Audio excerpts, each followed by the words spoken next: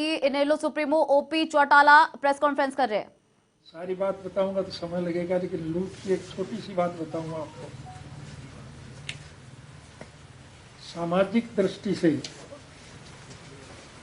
हमारा देश समूचे विश्व के स्तर पर लोगों की मदद करने में एक अग्रणी देश है। मुसीबतज़दा लोगों की मदद करके भारतवर्ष का हर नागरिक अपने आप को बहुत गौरवान्वित महसूस करता है। इस कोरोना की वजह से जो दिक्कत और कठिनाई लोगों के सामने आई,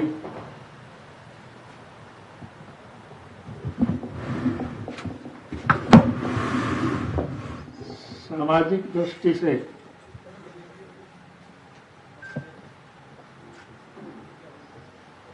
मंदिर, मस्जिद, गुरुद्वारे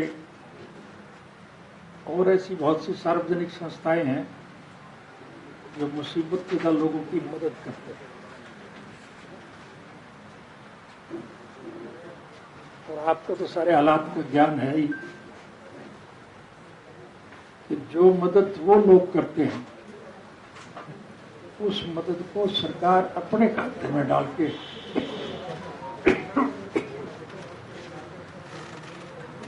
वो पैसे अपनी जेब में डाल रहे हैं। पैसा गुरुद्वारों के लोगों का है, मंदिर वालों का है, किसी और संस्था का है, और वो सरकार लेकर के लोगों को जो देती है वो अपनी जेब में डालती है और वो खर्चा सरकारी दिखाते हैं। उसका परिणाम ये है कि आज देश बहुत बड़ा कर्जा उठाए हुए है।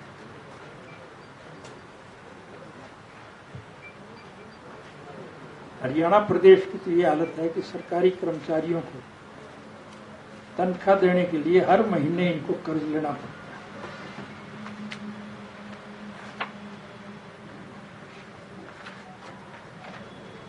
हमसे जब सरकार गई थी, हमने सरकारी कोष में खूब पैसा छोड़ा था, और आज हरियाणा प्रदेश की सरकार के सर पर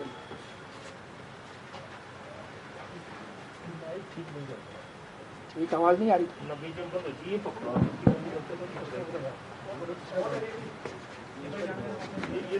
तो आवाज से कट रही है।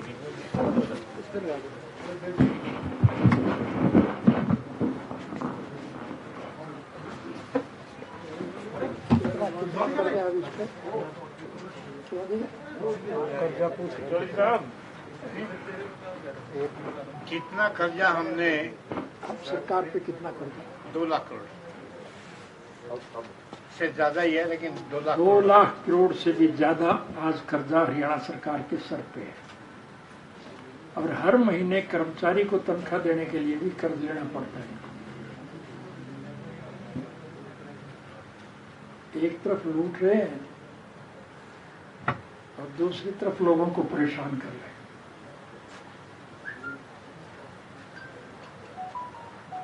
और तो क्या, पढ़ने वाले जो बच्चे हैं उनसे भी ये सरकार कोरोना की आड़ लेकर के 5 रुपये महीना वसूल कर रही है। व्यवहारिक ज्ञान के आधार पर स्वर्गीय चौधरी देवीलाल जी ने 1 रुपया महीना बच्चे को देने का निर्णय लिया था।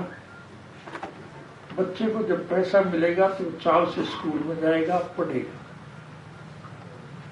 इस सरकार ने उनसे भी पैसा लेना शुरू कर दिया। शिक्षण संस्थाएं बंद हैं, बच्चों से तो पैसे वसूल किए जा रहे हैं। अब ये जो 3 कानून उन्होंने पास किए हैं, अब उसकी वजह से हर नागरिक परेशान है।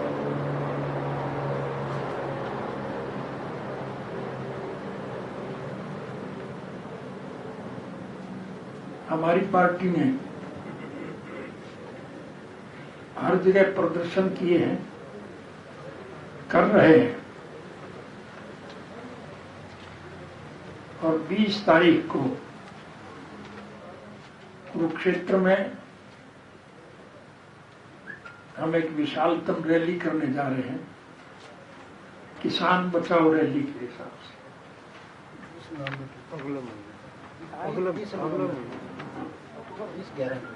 20-11 को अगले महीने 20-11 नवंबर 20 नवंबर को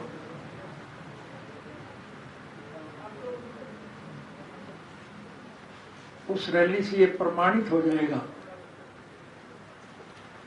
कि लोग मौजूदा शासन से इनके बनाए हुए इस कानूनों से कितने दुखी और परेशान हैं। आप तो सारे हालात से वाकिफ हैं, मैं आपको कुछ बताऊं तो अच्छा नहीं लगेगा, लेकिन आपसे एक विनम्र निवेदन करूंगा कि सरकार की जो बेकायदगियां हुई है और विशेष रूप से जो 3 बिल इन्होंने पास किए हैं, उनको डिटेल में विस्तार से आप मेरे मुंह में डाल करके छाप दें, ताकि लोगों को सारे हालात का ज्ञान हो जाए।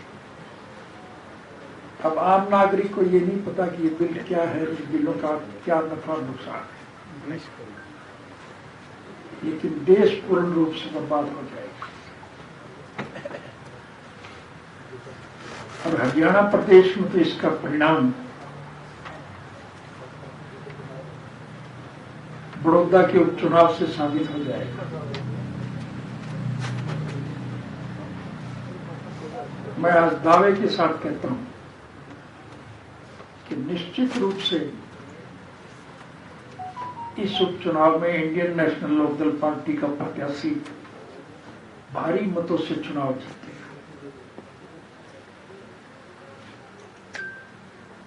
हम 15 तारीख को प्रत्याशी की घोषणा करेंगे, 16 तारीख को नॉमिनेशन पेपर फाइल करेंगे। पार्टी ने मेरी जिम्मेवारी भी चुनाव में लगाई है।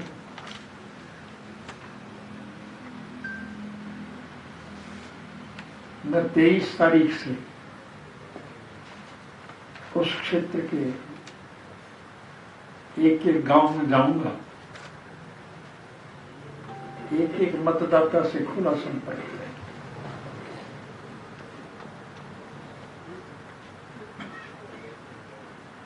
मेरी 10 साल की जो कमी थी,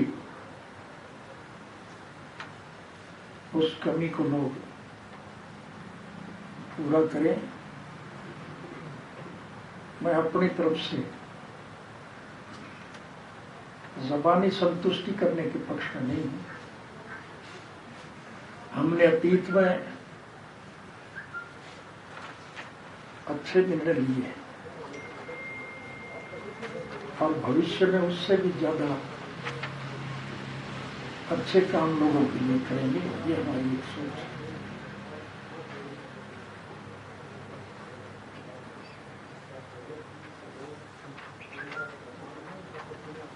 हरियाणा के मुख्यमंत्री ने मुख्यमंत्री बनने के बाद एक घोषणा की थी, सीएम विंडो।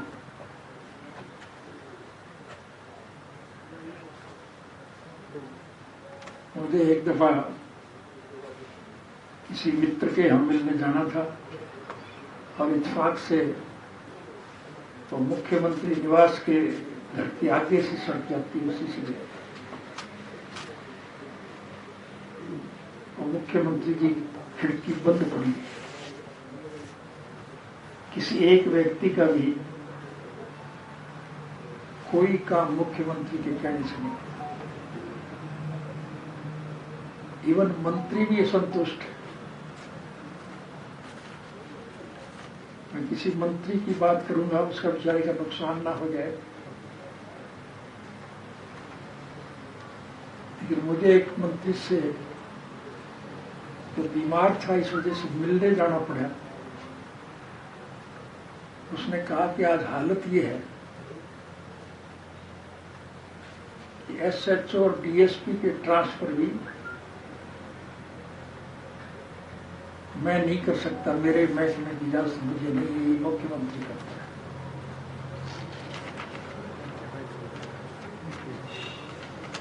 कहने को सारा कंट्रोल मुख्यमंत्री के हाथ में है और मुख्यमंत्री खुद परेशान है, उसकी बात आगे कोई मानी नहीं जा रही। इसकी कोई प्रशासन नाम की चीज नहीं है। आप सारे इस बात से परिचित हैं, मैं उसको दोहरा करके आपका समय खराब नहीं करना चाहूंगा, लेकिन संक्षिप्त में आपसे मैं कहूंगा कि आज के मुख्यमंत्री ने तो लिखे है सीएम विंडो कि लोग दरख्वास्त दें, काम हो जाए। डेमोक्रेटिक सिस्टम में जनता जनार्दन के द्वारा चुनी गई प्रतिनिधि जो सरकार बनाते हैं, उनकी जिम्मेवारी बनती है जो जनहित के कामों में रुचि ले, लोगों की दिक्कत और कठिनाइयां दूर करें। हमारी पार्टी स्वर्गीय चौधरी देवीलाल जी का लगाया हुआ एक पौधा है।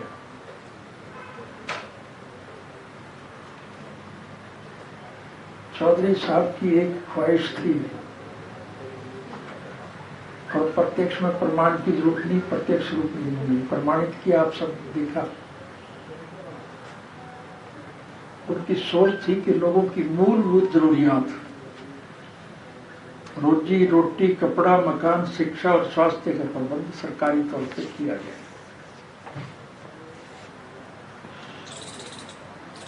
आज हालत यह है कि स्कूल है तो मास्टर नहीं,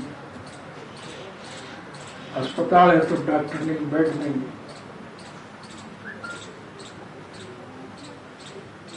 किसान का उत्पादन अगर वो मंडी में लेकर के जाए तो मंडी में डालने के लिए जगह नहीं। आप देखते हो सड़क के किनारे पर ढेर लगे हुए, सरकार की तरफ से निर्धारित मूल्य पे भी खरीद नहीं की जा रही।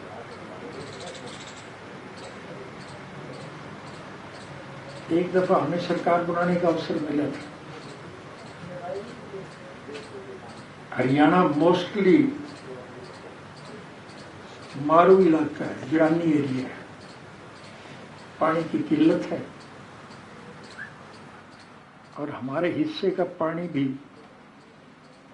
पंजाब के लोग दे नहीं रहे हैं। सुप्रीम कोर्ट के फैसले की भी उल्लंघना की जा रही है।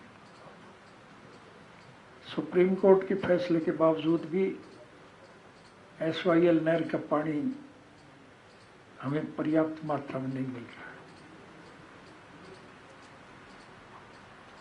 और तो क्या होना था, हमारे वक्त में जो ये नहर निकली थी ना, वो दादूपुर नलवी, उस चलती नहर को भर दिया मिट्टी से ताकि उसका पानी भी लोगों को ना जाए। तो प्रभु की कृपा हुई, एक साल जब हमारी सरकार थी, बाजरे की फसल बहुत अच्छी थी और केंद्र की सरकार की तरफ से निर्धारित मूल्य जो MSP के थे, केंद्र की सरकार ने खरीदने से मना कर दिया। 100 किस्म के बहाने बनाने शुरू किए। लोग जब परेशान हुए तो हमने हरियाणा की प्रादेशिक सरकार के द्वारा बाजरा जो था